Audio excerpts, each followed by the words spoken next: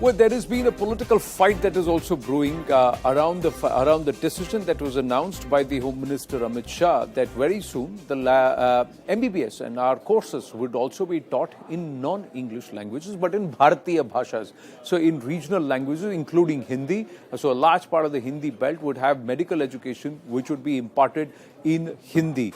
Now, this is again set the entire debate going on social media and otherwise, with the various angles of language or Hindi imposition coming into play, and others saying that what is wrong if the medium of instruction is English. But the larger thought process being that there is a huge basket of people or base of people who do not have access to modern education because of the limitations of English imposition. So why not use Bharatiya Bhashas to try and impart education, not just traditional but modern education, but also ensure that the opportunity is expanded to a larger base, so we can have more doctors in rural India, in the northern belt and across various regions when they learn these various subjects in the language that they can understand and speak.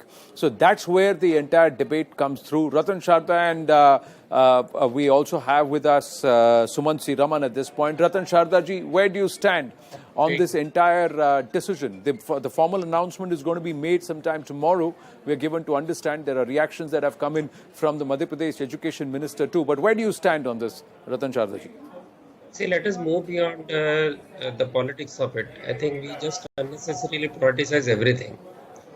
I remember a case of 1990s when a doctor did his MD in Hindi. Thesis were presented. My MCI refused to accept it because it was in Hindi. Then the RSS senior person at that time, Professor Rajendra Singh, who later became RSS chief, fought along with him with the government departments. He went right up to the president. He met Mr. L.M. Singhvi, the most senior lawyer at that time, the father of Mr. Abhishek Singhvi now.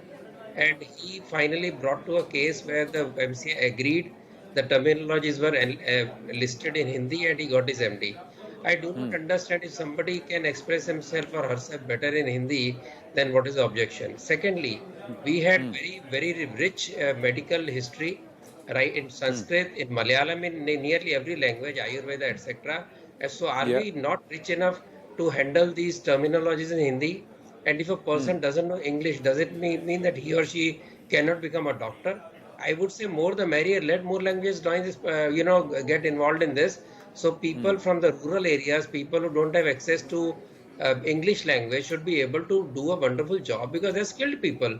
How did the earlier bone setters were able to set the bones without any education because they were skilled in that?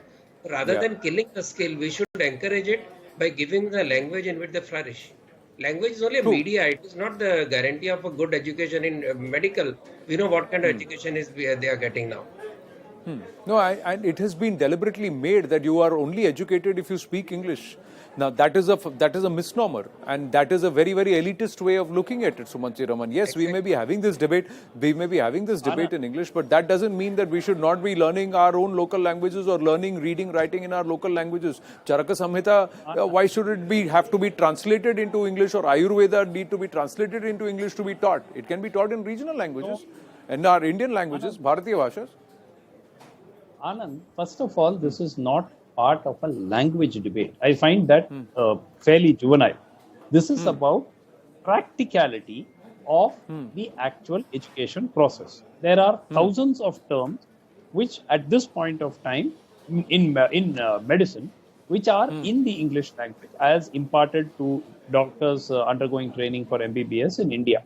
Many of them don't exist in the regional languages. So yesterday, in fact, I had found 9 reasons why this is a completely harebrained idea. And this is not about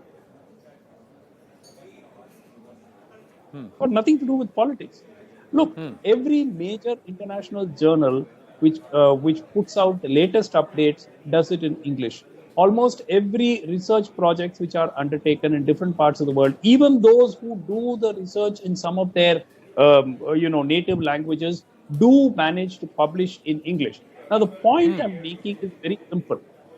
If, hypothetically, let us say, a doctor who has learned MBBS in Hindi with a particular medical term refers a patient to some other part of the country, how does the doctor even understand what has been said? I mean, where do you create a medical library of the latest textbooks? How do you keep them updated? It is a nightmare, and I think that No, why should it be a nightmare? If researchers, like you just said, Sumanth Raman, if there are researchers abroad who are publishing what their local language work in local language into English, why can't these journals which are now accessed in English be republished in local languages so that there are more people who can read, write, and learn these terms?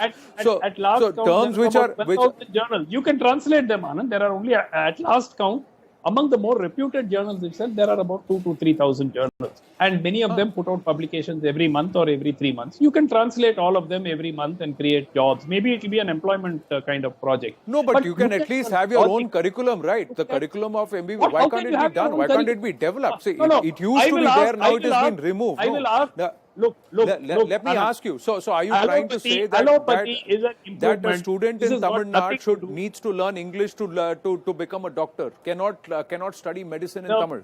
Are you saying a resident of Gujarat needs to know English to become a doctor? Cannot become a doctor just by knowing Gujarati? Anand, please understand the logic of this. You are not treating a Gujarati or a Tamilian or a Marathi. You're treating a human body, for God's sake. And correct. But if that is the case, then of time. Because to learn how to treat the human body, do you need to know a language? You need to know English to learn how to treat a human body. Is that what you're trying to say? That unless you know English, you cannot treat a human body or you cannot become a doctor? Is that what you're trying to say? I am sorry. So you are saying that why you need to know the medical terms. You need to know the medical terms. If you're saying sir, those terms will exist, and those terminologies will be developed in local language. So let's do it. Let's do it if it has not been done. That's what I'm trying to say. Ratan Sharda ji, final word. Ratan Sharda ji. Sir, there are so many words of our language which have been replaced by English and they have been falsely replaced. If you have a fracture, so we can do that. Let me ask you, Mr. Sumanth Raman, are you trying to say that a student in Kerala or in Tamil Nadu or in Karnataka or any part of our country needs to know English to become a doctor? They don't need to have good education or smart brain. They just need to know English. Otherwise, there is no way they can. So we cannot impart knowledge in local languages. 1 minute. Ratan Sharda ji, are you trying to? I don't have a camera, but I think he's Dr. Sumanth Raman. He used the word juvenile. I could turn around and use the same word for his arguments. Does it deny that Japanese, Russians, French, and Israelis have wonderful medical research? They learned in English and then changed. I didn't stop you, Mr. Raman. I didn't stop you. He didn't interrupt you, Sumanth Raman, so let him speak.